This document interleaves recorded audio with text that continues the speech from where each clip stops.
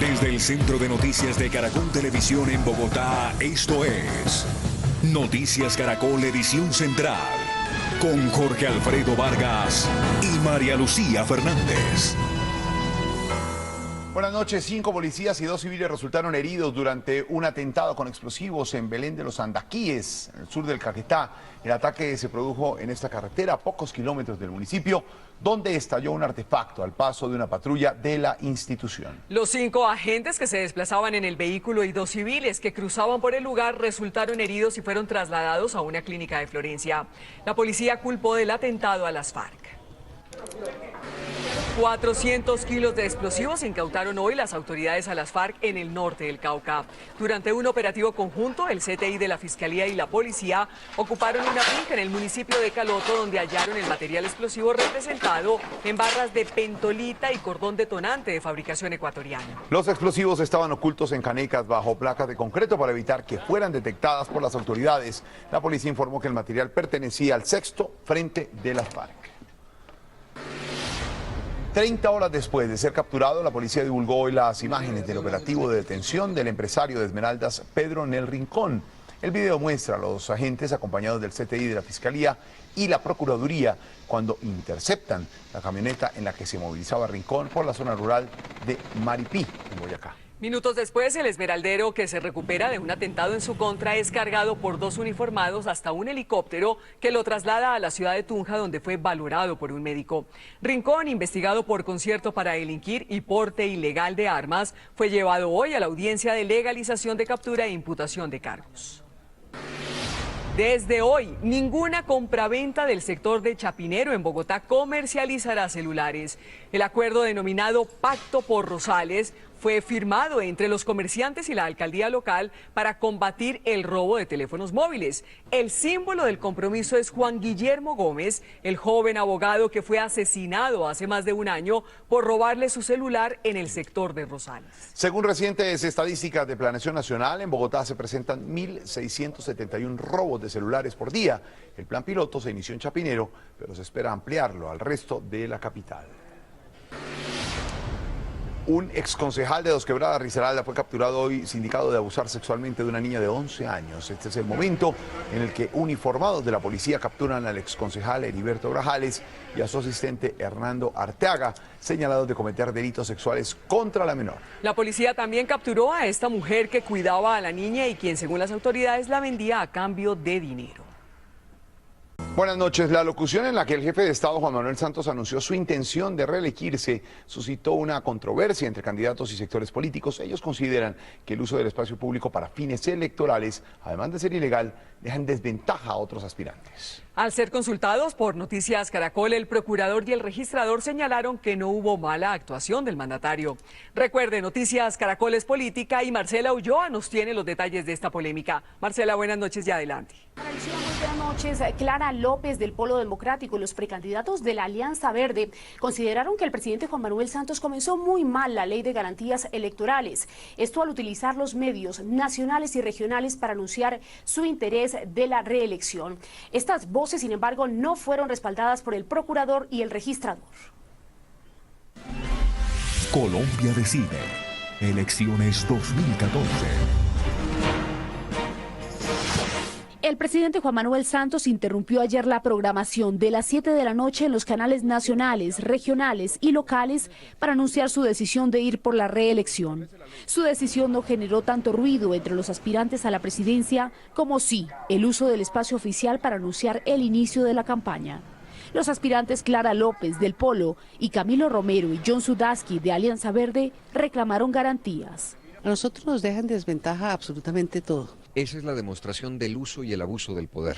Un presidente con toda la maquinaria del Estado, hay que ver inclusive funcionarios del Estado trabajando en presidencia para coordinar la campaña. Oscar Iván Zuluaga, el candidato del Centro Democrático, respondió a la pregunta sin aludir al tema. Vamos a derrotar al presidente Santos con propuestas, con ideas. Otros, como el senador Juan Lozano, quien se ha distanciado del presidente Santos, reaccionaron a través de las redes sociales. Mal arrancan garantías políticas y Santos usa la locución oficial y sus privilegios, TV pública, cadena nacional y horario triple para lanzarse. Como los antecedentes son pocos, se le preguntó al procurador y al registrador si existe alguna restricción. Cuando hizo la intervención todavía era presidente y no era candidato. Después de la intervención no puede volverlo a hacer. La ley exige que el presidente lo comunique en un tiempo determinado. Noticias Caracol buscó en los archivos del 27 de noviembre de 2005, cuando el entonces presidente Álvaro Uribe hizo pública su intención de reelegirse. El entonces mandatario no lo hizo en la locución presidencial, sino en una declaración a los medios. Compatriotas, de acuerdo con la norma jurídica, anuncio la voluntad de participar en la elección presidencial. Los cuestionamientos vinieron después cuando algunos sectores aseguraron que se estaban violando las garantías electorales por sus confusas apariciones públicas donde no se deslindaba el candidato del presidente. En medio de la polémica, el ministro del Interior, Aurelio Irragorri, aseguró que sí habrá garantías. Todas las garantías, este es un país democrático. El registrador y el procurador anunciaron que las restricciones para el presidente candidato comenzarán a partir del lunes 25 de noviembre. Y precisamente parte de esas restricciones tienen que ver con la participación del presidente Santos en los consejos de la prosperidad social. Desde el norte de Bogotá, Marcela Ulloa, en Noticias Caracol. Marcela, gracias. Entre tanto, en Pereira, ante más de 4.000 personas, el presidente Juan Manuel Santos anunció que fortalecerá la tarea social de su gobierno para ayudar a los sectores menos favorecidos durante los próximos 4 años.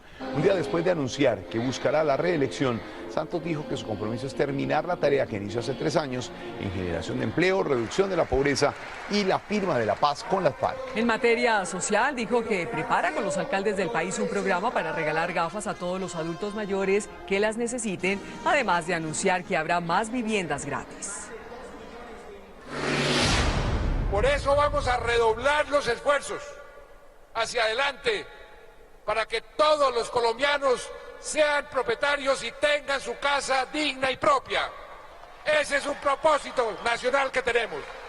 La misión de observación electoral MOE le dio a conocer al gobierno varias alertas tempranas de cara a la campaña electoral del próximo año. Según la MOE, temas de violencia como el que puede surgir en Boyacá, en la zona esmeraldífera, y la injerencia de las BACRIM en varias zonas del país podrían afectar las elecciones en el 2014. También se hizo un llamado a las autoridades para que hagan un seguimiento de inteligencia a las campañas y así evitar que estructuras ilegales las infiltren. Esto es lo último de Noticias Caracol. 7:41, precisamente sobre el tema político, esto es lo último. Noticias Caracol acaba de establecer que Ingrid Betancourt fue inscrita como precandidata presidencial de la Alianza Verde. La postulación fue hecha por las directivas de ese partido, quienes inscribieron a Ingrid Betancourt como precandidata por esa colectividad con autorización de ella misma. En los próximos días habrá una conversación entre Betancourt, que se encuentra fuera del país, y los dirigentes de la Alianza Verde para confirmar si continúa con la aspiración. Ingrid fue secuestrada por las FARC cuando era precandidata presidencial en el año 2002.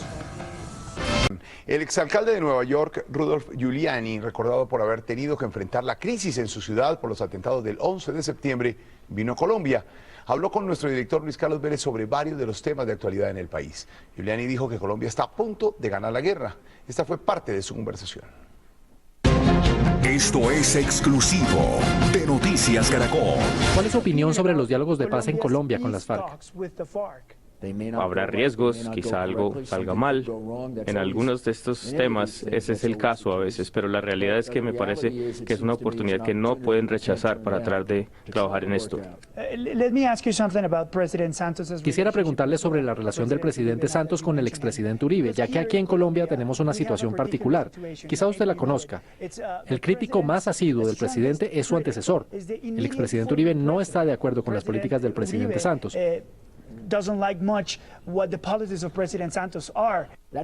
Ese es un asunto local, doméstico, y no puedo evaluarlo. Desde el punto de vista de un estadounidense, una persona que conoce a Colombia hace 40 años, lo que los presidentes Uribe y Santos han hecho, recuerden que el presidente Santos antes fue el ministro de Defensa. Lo que han hecho conjuntamente es un gran logro, un gran logro. Su país es distinto gracias a que el presidente Uribe lo envió en una dirección distinta y el presidente Santos ha continuado en esa dirección para mejorar. Así que los dos en conjunto, desde mi perspectiva, deben ser aliados. Pues no se pierda esta noche, en Última Edición, la entrevista completa al exalcalde de Nueva York, Rudolph Giuliani, Última Edición, a las 11:30. En noticias internacionales, por error, el piloto de un gigantesco avión de 72 metros de largo llegó a la pista de un pequeño aeropuerto de Kansas, en Estados Unidos. La nave aterrizó a 12 kilómetros de la base aérea donde debía hacerlo. Según investigaciones, el piloto habría escrito mal el nombre del aeropuerto de su destino y terminó haciéndolo en otro mucho más pequeño. Lo grave es que la aeronave quedó varada, pues la pista de este aeropuerto es más corta de lo que técnicamente requiere para poder despegar. Y esta es una muy buena noticia. Con mensajes positivos, 2 reggaetoneros logran que jóvenes de diferentes colegios de Barranquilla tengan una mejor convivencia y se alejen del riesgo a través de la música. Esta es la gente que le pone el alma y hace la diferencia en Caracol y Bancolombia más cerca. Haciendo la diferencia. El Colegio Distrital Sagrado Corazón de Jesús de Barranquilla es visitado a menudo por 2 amantes de la música urbana. Con el único fin de llevar mensajes a los niños que pues siempre estén por el mismo carril, no se vayan a desviar. Esta idea nació de la misma necesidad que tienen como jóvenes. Una tarde se reunieron a cantar con unos amigos y llegaron a la conclusión que los niños necesitaban momentos sanos de esparcimiento, aprovechar al máximo su tiempo libre en actividades que los entretengan. Sabiendo que ahora en día en las calles hay mucho peligro, mucha violencia. La logística y el show corren por cuenta de estos 2 artistas de 16 y 21 años. La música es un lenguaje universal, nos puede entretener mucho. Estos artistas viajan por todo el país poniéndole el alma a apoyar causas diversas. Con música y sabios consejos, Javi y Amado seguirán recorriendo los colegios de Colombia, sembrando en los jóvenes buenos hábitos, advirtiendo los peligros de los que pueden ser víctimas. La tasa representativa del mercado que regirá mañana es de 1.932 pesos con 42 centavos. Subió. El dólar en casas de cambio se vendió en promedio a 1.980 pesos. Se mantuvo estable. El índice Data IFX cerró al alza en 1.929 pesos con 61 centavos. 7 de la noche, 56 minutos. 10 años después del atentado contra el Club El Nogal en Bogotá, aún no han fallado las demandas interpuestas por algunas de las víctimas contra el Estado por supuesta negligencia. Lo acusan de saber con anticipación que las FARC atentarían contra el Nogal y de permitir que reuniones gubernamentales de alto nivel se realizaran en este club social. Noticias Caracol investiga. Enterarse que el atentado contra el Club El Nogal se hubiese podido evitar fue para Jairo Iván Ramírez como volver a abrir una herida. Me da tal vez como una rabia interna de saber que se podría haber evitado el evento. Ramírez sobrevivió al ataque terrorista contra el club en febrero del año 2003, en el que murieron 36 personas. En las últimas semanas se enteró de la existencia de un expediente en poder del Juzgado Octavo Penal Especializado de Bogotá, según el cual el CTI de la Fiscalía fue advertido 16 días antes por un informante sobre el atentado que planeaba las FARC. ¿Qué fue lo que pasó? ¿Por qué no se hizo? ¿Por qué se dejó de hacer? Eso mismo se pregunta Jairo Enrique Herrera, abogado de 2 de las víctimas de la bomba en el Nogal. Él entregó muchos datos de personas que se encontraban en Bogotá preparando un duro golpe. Esa información se la dijo él al CTI de la Fiscalía. Esa información le llamó mucho la atención a una investigadora del CTI. Esa investigadora es Elena Zorrilla, quien declaró que el informante Jaime Quiñones advirtió que Hermiso Larrellán, alias El Flaco, planeaba el atentado por orden de alias El Paisa de la columna Teófilo Forero de las FARC. Por su seguridad, Zorrilla se fue del país. Sus declaraciones son parte de los argumentos judiciales en contra del Estado que serán llevados ante la Comisión Interamericana de Derechos Humanos. Es por 2 razones. Una, por haberse guardado una información que tuvo a tiempo. Y 2, por a mí me parece que ahí alcanza a haber una violación de lo que se llama el principio de distinción. Principio de distinción quiere decir que las partes de un conflicto distinguen entre objetivos militares y civiles. Según Herrera, las reuniones que sostuvo en el club el entonces ministro y socio del Nogal, Fernando Londoño, arriesgaron la vida de civiles. Lo certificó la gerencia del Club El Nogal en un listado en el que aparecen un promedio de 140 invitaciones que el entonces ministro del Interior y de Justicia le hacía a altas personalidades del país, como congresistas, el fiscal general de la Nación, gobernadores, senadores de la República, magistrados, y se reunían allí en el club.